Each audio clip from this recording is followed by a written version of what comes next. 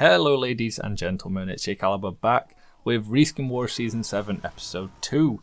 This episode we're going to battle it out between the Freedom Staff and Stock Melee. Like all previous episodes, comment down below which you think is better, and be sure to comment which reskin you would like to see me cover next. But be sure to check out the list in the description of all the ones I've already covered in previous seasons already. So, the Freedom Staff. Usable as a melee weapon by all the classes other than Engineer and Spy, which is worth remembering just because the Engineer's got building mechanics involved and the Spy's got the backstab animation. It just wouldn't work. Released the 27th of September 2012 as a promotional item for the game Total War Collection. The Freedom Staff is a very, very well textured, highly detailed eagle staff that pays homage to the Golden Eagle staff used by Roman legions. The item has its own description, which is rare nowadays, that reads, "Since America was founded over 10,000 years ago, the Golden Eagle has been its symbol of freedom. Show people how much you like freedom by clubbing them senseless with a Golden Eagle on a stick, just like Kofi Annan." Now, this quote is pretty self-explanatory, apart from the Kofi Annan part, which I'm ashamed to say I didn't understand. Kofi Annan was a UN diplomat who was awarded a Nobel Peace Prize for his work. So it's just a little bit of, banter from the TF2 team, which is quite funny if you think about it. Bit abstract though. The weapon was created by the infamous SVDL, who is responsible for so many items getting accepted to the game. But the people he worked on this with are Sega and Neodos, which I'm not going to lie, Sega and Neodos have cropped up quite a few times as I've done this series. Very well respected TF2 item modelers, and they should, they're worth their recognition as well. The weapon comes with its own kill icon, which is pretty neat. It's actually very, very detailed for a kill icon. Usually it's just, a silhouette, but you get quite a lot of detail just out of the staff, the eagle head. You can clearly see it's the Freedom Staff, clearly. The weapon comes in two qualities, unique and genuine. The genuine version was only obtained by purchasing the Total War Collection before a certain cut-off date. You didn't actually have to pre-order it, as far as I'm aware. You just had to purchase the collection before a certain deadline.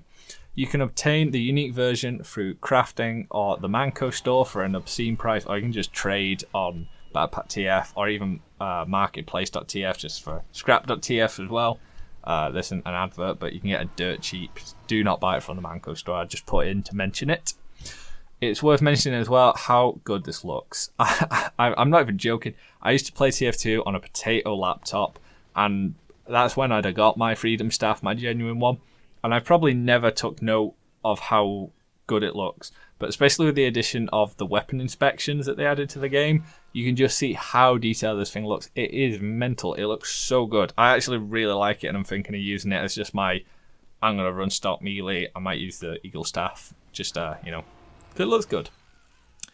It is a shame to mention, though, that the Eagle Staff don't have a strange version. Lots of promotional items, quite a lot of them, in fact, don't have a strange version unless they come out at the time that the promotion ran. So it's unlikely we'll ever see a strange Eagle Staff. Now for the opposition, the stock. Stocks have been in the game ever since the game was released back in October 2007, and that goes for all 9 of them, even though in this episode we're only really covering, 7 of them. They all have their strange versions. Pretty standard. All the stock's weapons have a strange equivalent that are fairly cheap and affordable, especially now. They used to be a lot more expensive, but you can get them for next to nothing.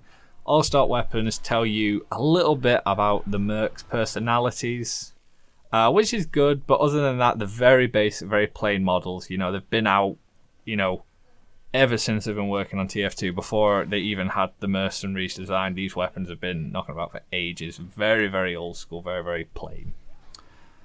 So for this round, I'm going to have to say that the Freedom Staff wins. It's just how incredibly cool it is, because just look how many random crits I get in this footage. Pure madness. Yeah, I know it's just a reskin, but whenever you use a ham, whenever you use a pan, whenever you use the Freedom Staff, whenever you use the Necrosmasher, you always feel like you get more crits than when you run just, I don't know, a stock bottle or just stock baseball bat. The amount of crits I was getting with this were absolutely mental. which doesn't really play into my decision. It's just it looks cooler and stock's pretty boring. That's kind of it. So that does it for this episode of Reskin Wars. If you want to tell me which you think's better, do you think the Freedom Staff's better? Or are you like, hell no, the Heavy Fists are way cooler than the Freedom Staff? Then tell me in the description below, and I'll disagree with you because I've already stated my opinion. Be sure to comment what reskin you'd like to see me cover next, but check out the kind of list I've done in the description that tells you which ones I've already covered. Because everyone says the Shooting Star. I did the Shooting Star 2 seasons ago, boys. Come on now. We're Sharp Dresser as well. Sharp Dresser was season 1. Come on now. This week's shout out goes to Daniel Cowgin for subscribing. Links to my Twitter and Discord are in the description below. I am Jake Oliver. Adios.